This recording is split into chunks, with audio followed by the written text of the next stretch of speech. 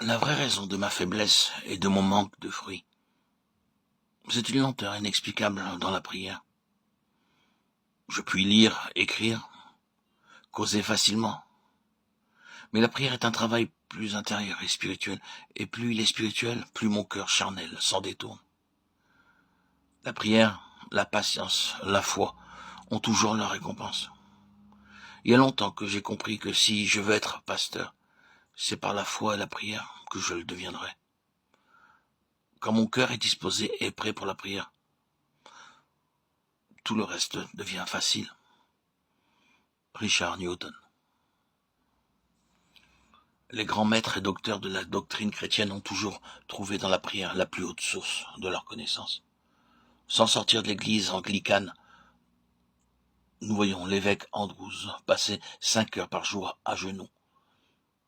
Les résultats pratiques les plus grands et qui ont enrichi la vie humaine ont été obtenus par la prière. Lidon. L'acte de la prière est le plus énergique que puisse accomplir l'esprit humain.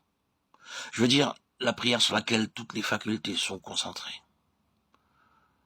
Le plus grand nombre des hommes du monde et des hommes intellectuels sont tout à fait incapables de prier.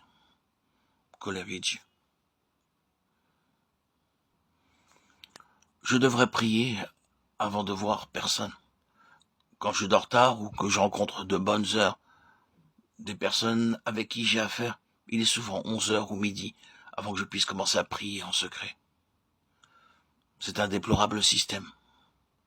C'est anti-scripturaire. Christ se levait avant qu'il fît jour et s'en allait dans un lieu écarté.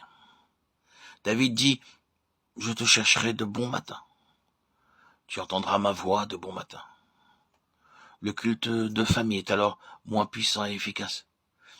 Et je ne puis faire aucun bien à ceux qui viennent chercher du bien auprès de moi. La conscience est mal à l'aise. L'âme n'a pas été nourrie. La lampe n'a pas été mise en état, et lorsqu'enfin on peut se mettre à prier en particulier, l'âme n'est plus dans le ton.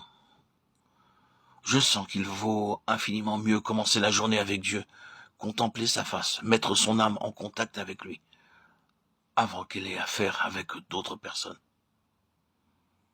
Robert Murray McCheyne.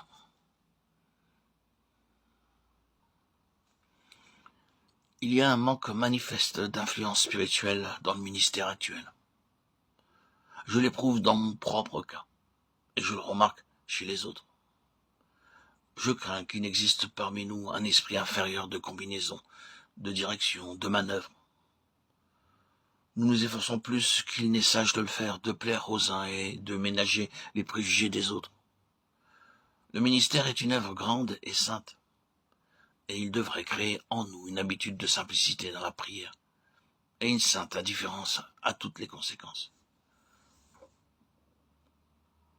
Le plus grand défaut des ministres du Christ actuels est le manque d'habitude de piété.